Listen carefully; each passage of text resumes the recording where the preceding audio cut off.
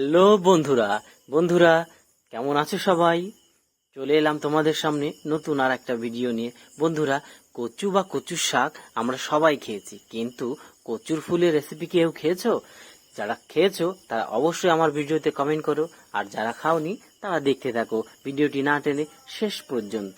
বন্ধুরা, গতকাল আমরা আমাদের বাগান বাড়িতে গেছিলাম। সেখানে কয়েকদিন আগেই আমরা কয়েকটা কচু গাছ বসিয়েছিলাম। আজ গিয়ে দেখি কি সুন্দর ফুল হয়েছে, তাই বললাম চলো কয়েকটা কচুর ফুল নিয়ে যাই, এটা দিয়ে আজকে নতুন একটা রেসিপি বানাবো।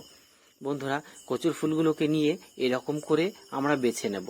আর বন্ধুরা, আমার চ্যানেলে যারা নতুন তারা অবশ্যই চ্যানেলটি সাবস্ক্রাইব করে বেল আইকনটি বাজিয়ে রাখো, যাতে এরকম নতুন নতুন ভিডিও সবার আগে তোমার কাছে পৌঁছায়। তো বন্ধুরা চলো আর কথা না বাড়িয়ে ভিডিওটি শুরু করা যাক। প্রথমে এরকম গোল গোল করে আমরা সুন্দর করে কেটে নেব।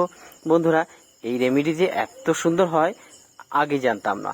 বন্ধুরা, কাটার সময় অবশ্যই খেয়াল রাখবে এই সাদা ফুলটা দেবে না। এই সাদা ফুলটা যদি দাও ভেতরের, তাহলে গলা চুলকাতে পারে। কাটার পরে এরকম আমরা লবণ জলে ধুয়ে নিয়ে 5 মিনিটের জন্য উনুনে চাপাবো। বন্ধুরা দেখেছো, এই 5 মিনিটের মধ্যে কি সুন্দর সিদ্ধ হয়ে গেছে। এরপরে আমাদের উনুনে চাপানোর পালা। বন্ধুরা, কড়াইতে আমরা খুব বেশি তেল দেবো না, খুব সামান্য তেলে এই রেমেডিটা তৈরি হয়। একটু তেল দিয়ে তেলটা গরম করার পরে রসুন দিয়ে দেব। রসুনটাকে কিছুটা ভাজার পরে আমরা এর মধ্যে অ্যাড করব লঙ্কা। বন্ধুরা, শুকনো লঙ্কাও দিতে পারো, কাঁচা লঙ্কাও দিতে পারো, তবে আমরা এখানে কাঁচা লঙ্কা ব্যবহার করব। আর একটু বেশি পরিমাণে কাঁচা লঙ্কা ব্যবহার করব এই কারণে, যেহেতু এটা কচুর ফুল, তাই একটু ঝালঝাল হলে খাবারের স্বাদটা অনেকটা বেড়ে যাবে।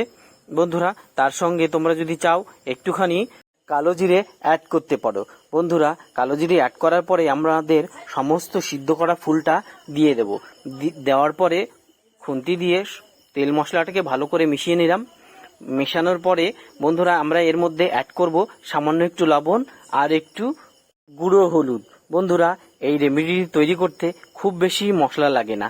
খুব বেশি মশলা না দিয়েও যে এত সুন্দর রেসিপি হয় সেটা তোমরাই দেখতে থাকো। বন্ধুরা, এইভাবে খুন্তি দিয়ে ভালো করে চেপে চেপে আমরা কচুর ফুলগুলোকে নরম করে নেব একসঙ্গে মিশিয়ে নেবার জন্য।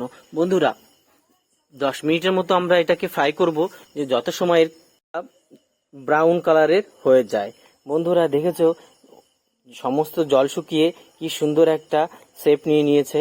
এরকম আমাদের রেমেডিটা প্রায় শেষের মুহূর্ত। এবারে আমাদের নামিয়ে নেওয়ার পালা।